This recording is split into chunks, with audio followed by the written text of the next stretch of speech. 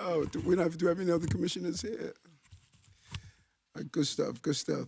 Good morning, New York. And today I'm holding hearings on three bills that move our city vehicle fleet to zero emissions. The other it brings dyslexia screening to our city jails and creates a one-time waiver for the maximum age requirement for EMS workers to become firefighters. All three good bills. Two of the bills I'm signing today and one at a later date. We're clear that we need to contribute to improving our climate. If it's from storms or the wildfire that we saw the smoke cover our skies, there are long-term, short-term, and middle-term ways that we can improve our environment, and we're doing our part. Our vehicles play a major role in moving us and driving us towards a greener future. Last fall, we announced that the city had met our 2025 New York City Clean Fleet Plan 3 years early. And today, we are supercharging our fleet with Intro 279-A. The bill requires that all light and medium duty vehicles procured by the city after July 1st, 2025 be zero emission vehicles. Zero emission vehicles mean cleaner air for New Yorkers, fewer greenhouse emissions, and cost savings on fuel and maintenance. Climate change is here, and we are putting New York City in the driver's seat to reduce emissions. This is an extremely important bill that we are putting in place. A second is something that I'm extremely proud with, and I want to thank the Commissioner of Department of Correction and the Chancellor, who has been zero focus on this issue, and that's dyslexia. Many people know that I had dyslexia as a child and went undiagnosed, and I think it had a major impact on my life trajectory. We are looking at not only our students, but we're looking at those who are incarcerated, because learning your learning disabilities of any time in life can allow you to place yourself on the right pathway if you get the help that you need. Education is important. Learning disabilities undiagnosed is a way to prevent a child or an adult to get the proper education you need. If you don't educate, you will incarcerate. 80% of the inmates at Rikers Island don't have a high school diploma or equivalency diploma. It is a major driver of incarceration if we don't correct it early. And too many young people are part of the pipeline to jail because of lack of literacy and dyslexia screening. And who would have thought two entities, Department of Education, Department of Correction, New York City Public Schools, partnering with our Chancellor and our Commissioner to really zero in on this upstream mindset.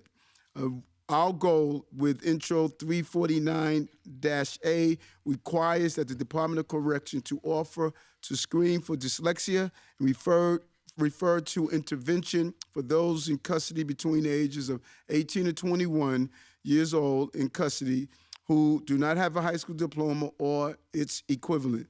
During our city's darkest days, this last bill we're doing, during our darkest days, we witnessed FDNY, EMS, frontline workers have been there for us.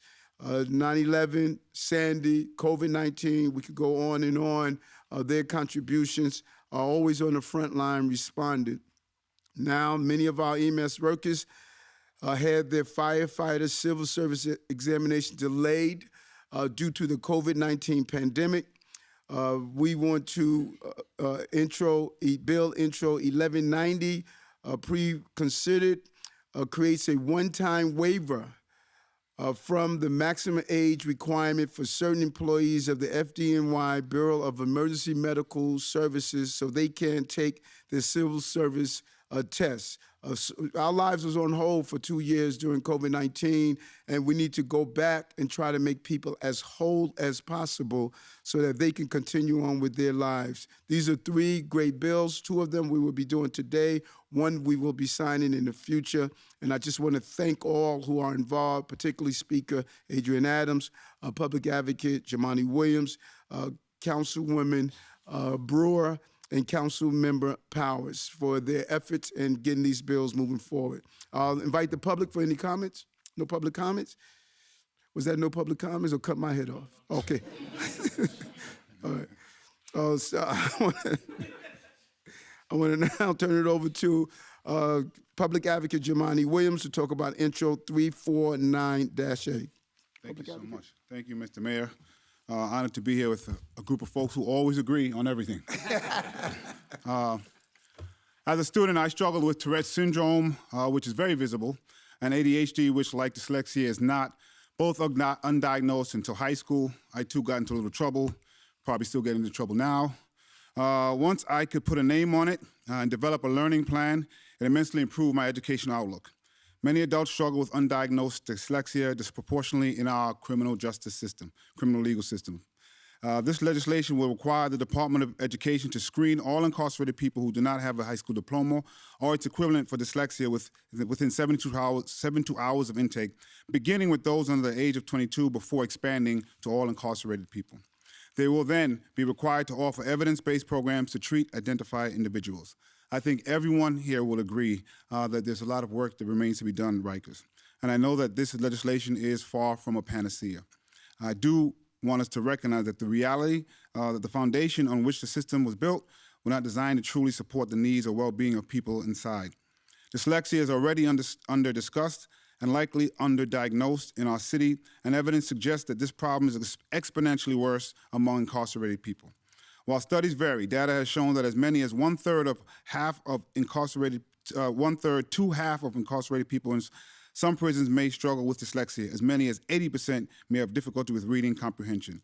By screening and servicing affected people, we can provide better support for incarcerated New Yorkers and help prevent them from re-entering the criminal legal system in the future, and for some of them, give them a first chance, not even a second one. Identifying and addressing dyslexia and illiteracy through trained educators will make them, while incarcerated, more positive, and employment after incarceration more accessible. This follows the kind of work that I've been trying to do since the Fair Chance Act in 2015 to ban the box on job applications with... Yeah. I have to always remind him. But look, it wasn't here. That's what I'm saying. I said it, though. I'm just...